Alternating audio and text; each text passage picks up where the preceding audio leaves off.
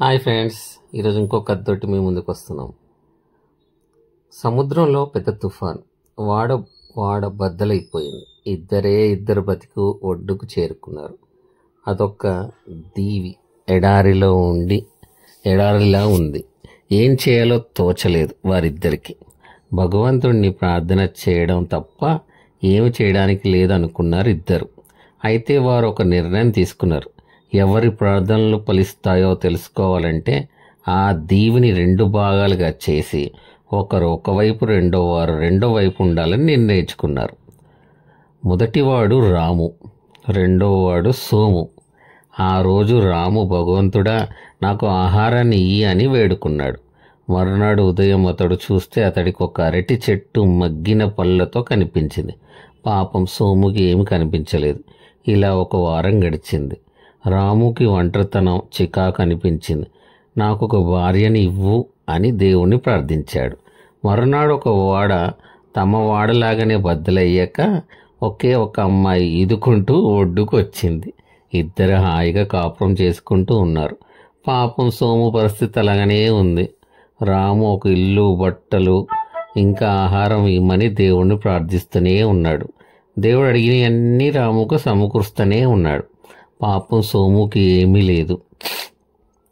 ఆఖరుగా రాము, దేవుడా నేను నా భార్య మా ఊరు వెళ్ళడానికి ఒక వాడ పంపించవా అని ప్రార్థించాడు. ఆశ్చర్యం, వాడ మరునాడు వచ్చింది.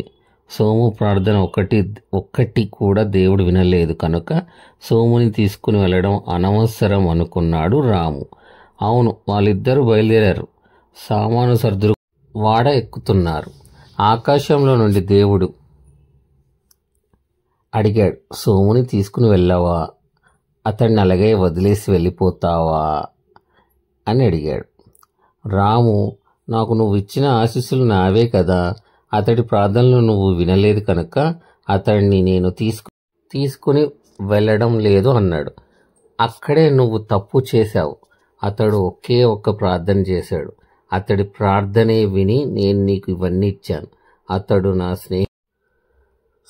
నా స్నేహితుడి ప్రార్థనలు ఫలించేలా చెయ్యి దేవుడా అని ప్రార్థించాడు.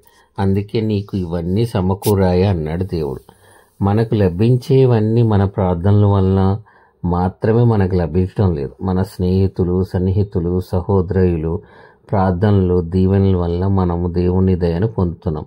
మన ఆత్మీయుల కోసం కూడా మనం ప్రార్థిద్దాం. అందరూ బాగుండాలి, అందులో మనం ఉండాలి. థ్యాంక్స్. కథ నచ్చితే లైక్ చేయండి, షేర్ చేయండి. బాయ్.